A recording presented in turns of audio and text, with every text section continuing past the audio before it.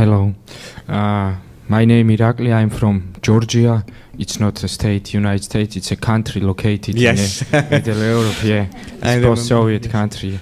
I came from here, from this lecturer, and my friend who translated Ashrava Gita to Georgia asked me that ask you this question. He cannot arrive here. I will read it.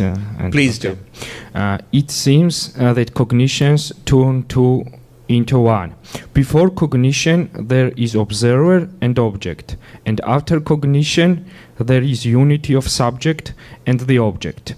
Therefore, one can say, I became what I understand, or I understand because my essence and the essence of the particular object was the same. From this perspective, there is not much difference between Indian dissolve into infinity and Western I think, therefore I exist. The question, do you perceive Advaita as something opposite Western philosophy where I is super important, or for your Advaita includes the Western views? Is clear? Right. It's a very profound question, actually. I'll answer the question first and then go back to what was said as an introduction. It's a very important insight.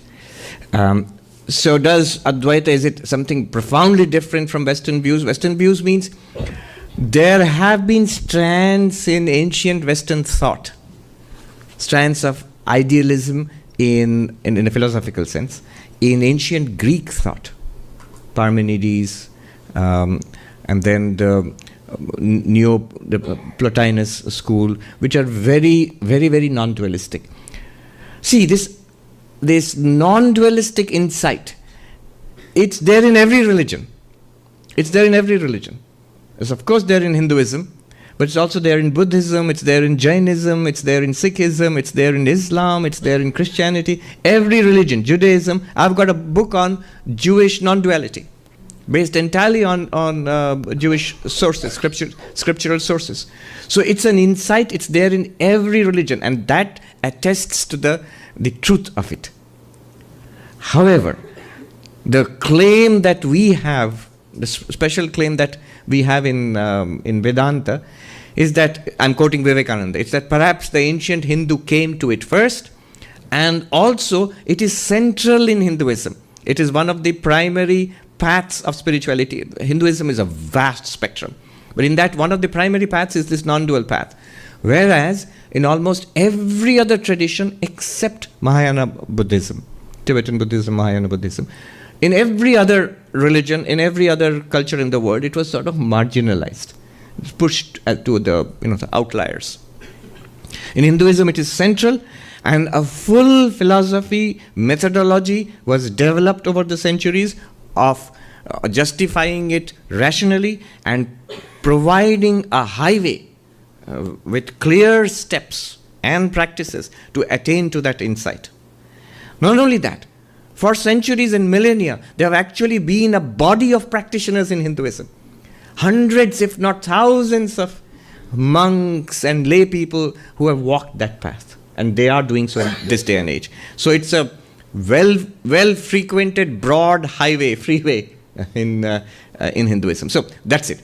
That's my answer to the question. But let's go back to the initial sentences which this gentleman has written from Georgia, far off Georgia, not this Georgia.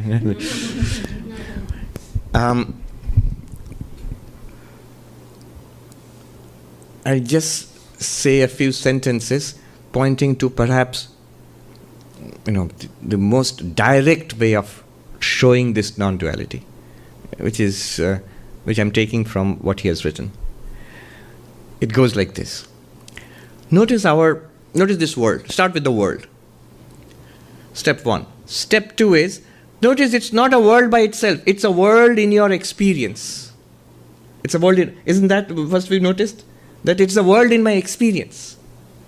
It's not a tree out there. It's a tree which I am seeing. Right now, that tree, you can't see it, you can see this. This one, this bouquet of flowers, this vase and the flowers here, which you can all see. 2 sentences. Sentence 1, it's a vase with flowers. Sentence 2, I am seeing a vase with flowers. Which is more correct? I am seeing a vase with flowers. It's not a vase with flowers in isolation of any subject. The subject is experiencing the object. Now, sentence 3. The seeing of the flowers which I see are nothing apart from the seeing. What do I mean by that? Follow this carefully. If this step is clear, the next steps they're all very radical and stunning. This step should be clear.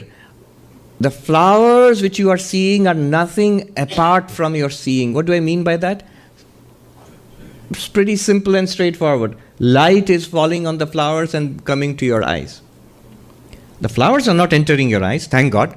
If you have to call an ambulance. What happened? He saw a vase of flowers. Now practically blind. No. To the eyes, only light comes. Whether it's flowers or this shrine or the person next to you, whatever we see, the only thing that comes to the eyes is light. That's the only thing that the eyes are designed to accept from the world. By the time it comes to your experiences, you see, even after the light, the next moment, it's no longer light. In the retina, it's an image. The next fraction of a second, it's tiny bits of electrical activity racing along your optic nerves to some brain center. Where is a flower? Where is a tiny bit of electricity? A flower, a tiny bit of electricity in your brain.